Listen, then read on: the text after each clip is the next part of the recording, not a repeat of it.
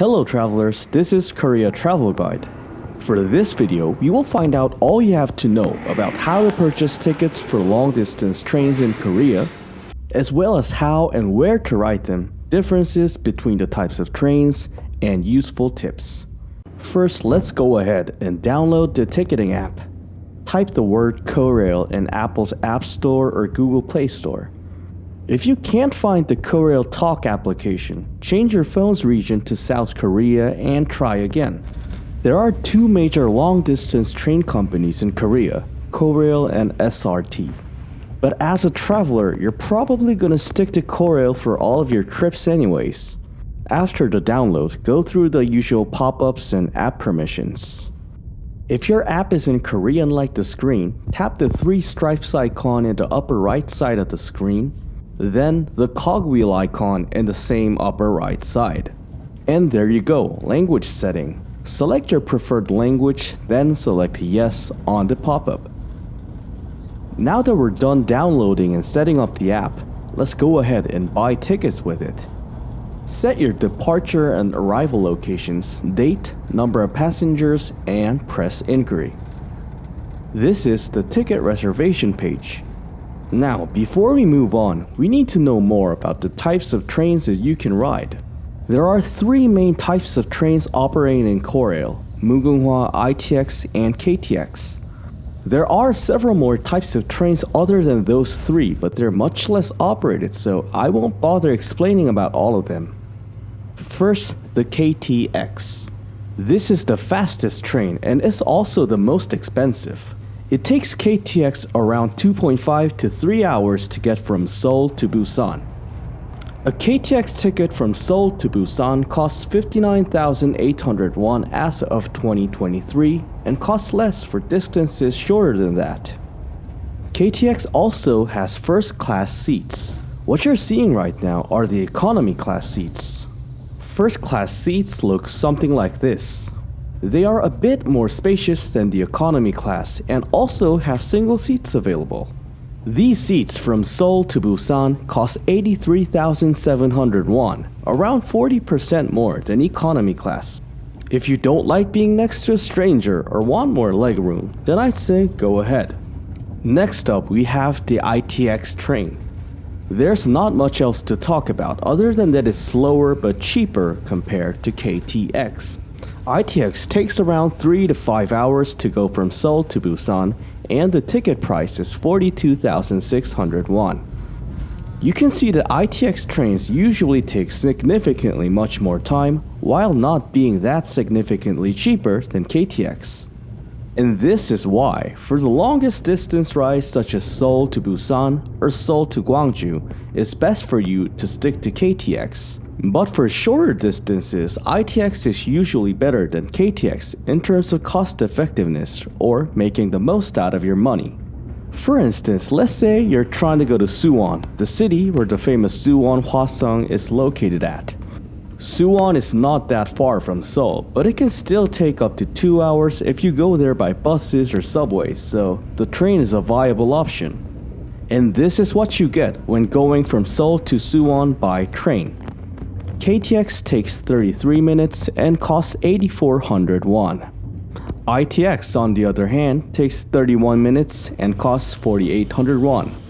As you can see, ITX is both cheaper and faster than KTX in this case.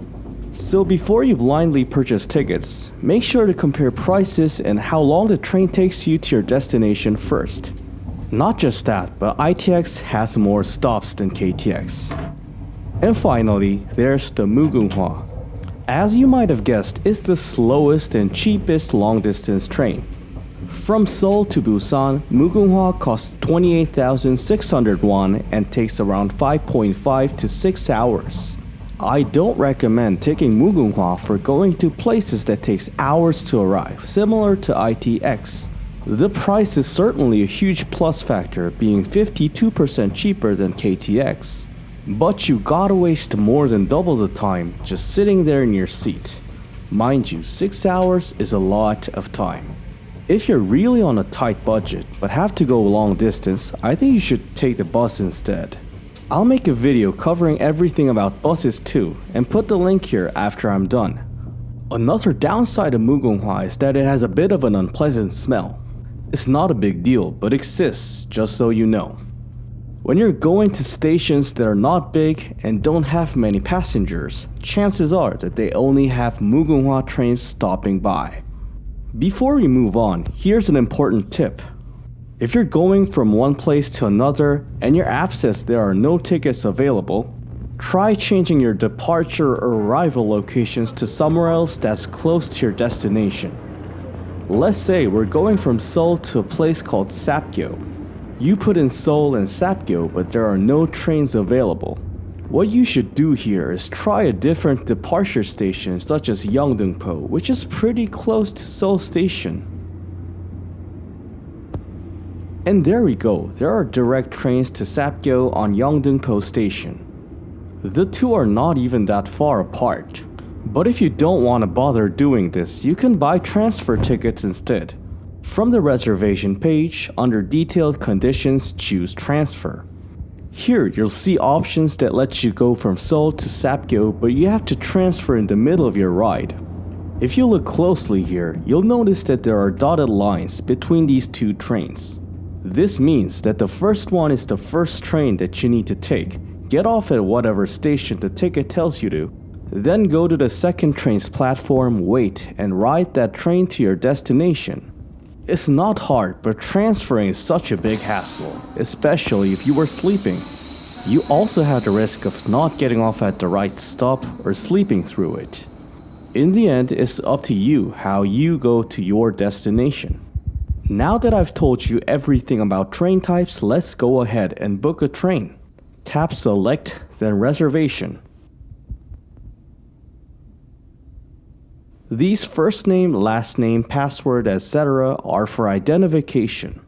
So make sure you put your information correctly and don't forget your password. Double check the information you put in. Then tap Issued Overseas if you're using a credit card or debit card issued outside Korea. Tap Checkout and you'll be sent to the payment screen. After buying your ticket, go to the main screen and tap Check/Refund Ticket.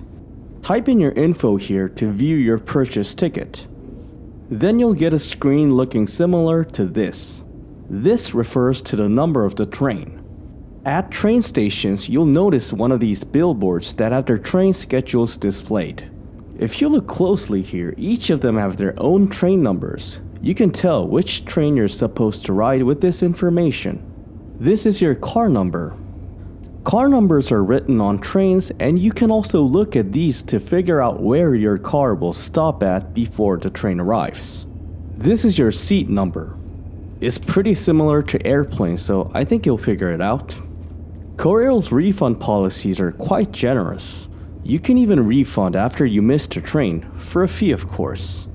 For those of you who don't want to deal with mobile ticketing, you can buy your tickets on site.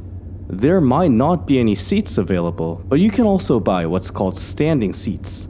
And what it is what the name suggests. You're not assigned a seat and are supposed to stand your way to your destination. The fares are cheaper at least, so that's good.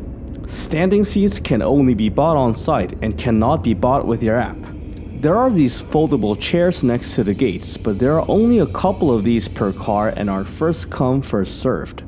You can also visit Korail's website and buy tickets there. What you have to do here is pretty similar to how you'd book tickets on mobile devices, so I won't go into details here.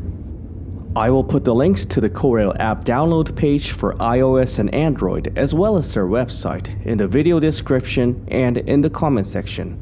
If you have any more questions about trains or anything related to traveling in Korea, feel free to ask me in the comment section. I will be putting out more informative content like this in the future, so if you found this video helpful, make sure to subscribe to my channel and turn on notifications to receive updates on my new videos. Finally, I'd appreciate it if you gave this video a thumbs up and commented on what types of videos you'd like to see more of. Thanks for watching. Bye.